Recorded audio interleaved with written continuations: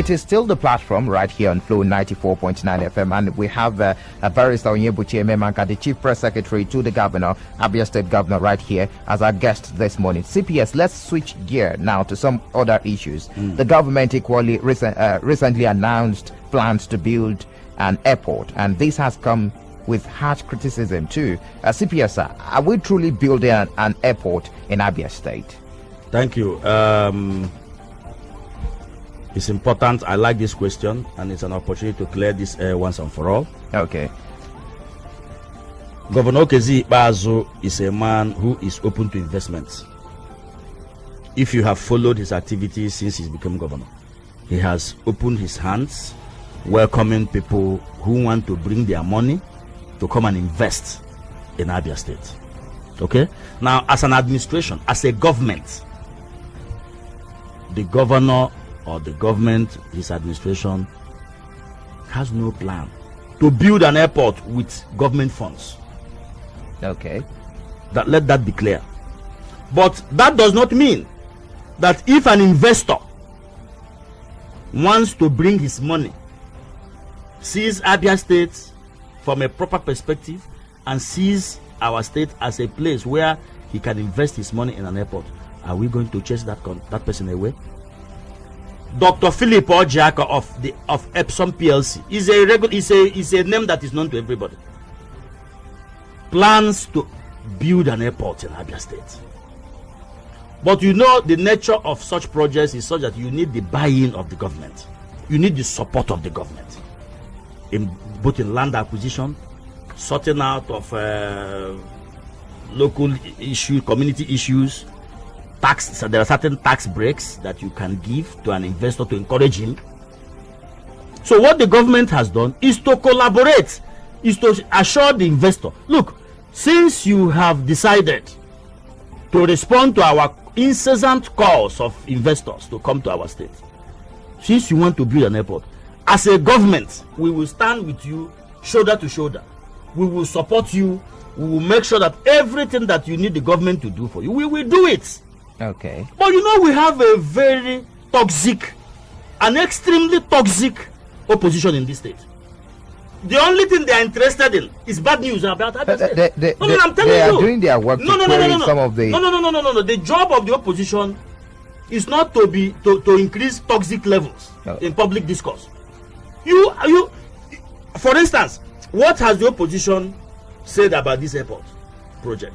What they have been going about telling the world is that a state that has no money wants to build airport. Meanwhile, that is not correct.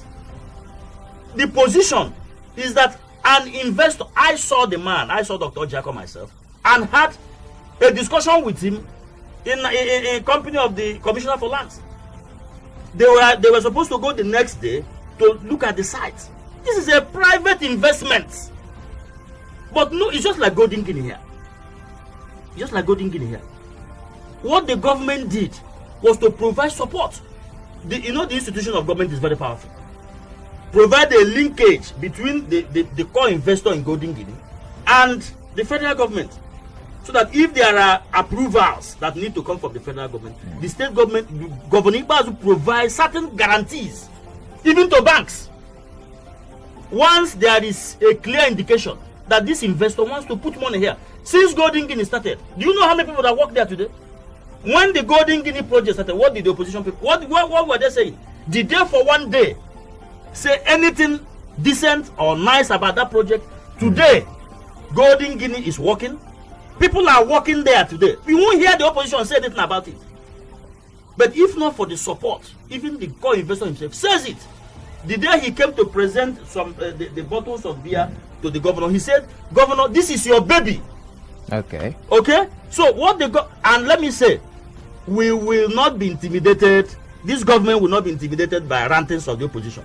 Any investor that comes to Abia State to invest his money will receive the full support of the state government, because we understand. Governor Kezi Bazo understands clearly what investment private sector capital can do to the economy of our state. Okay. It will create jobs, and with time, after the period of tax holidays, it will generate income for the government by way of taxes. So we will not be intimidated. The point is this: a private sector. This is the airport is a private sector initiative. Okay, Dr. Philip. I'm mentioning names now. I'm mentioning names which can also be confirmed. I'm mentioning names. I said the man. I met with the man personally. Okay, on the eve of his visit to the sites with the Commissioner for Lands, Barrister Suleiman Okando. So it's not. We can't say it is a state government project. Has it been strictly? No, it is not. Strictly. Okay. It is an investment. It's just like this Edinburgh Economic City. Okay, but you cannot do that kind of project without the state buying in. It's all lands by virtue of the Land Use Act. All lands in the state are vested in the governor of the state. So you cannot come and do that kind of project without getting the buy-in and support of the state government. There are certain taxes you need to pay. There are certain approvals you need from the government, both the state government and the federal government. You know very well that airports, the construction and management of airports are controlled by the federal government. But the state, it may be difficult for a private person, okay, to go to the Federal Ministry of Aviation to look for certain permits. But if a state governor comes, a state government applies for those permits, he will get it in so faster. We can say it's a public-private Absolutely. initiative.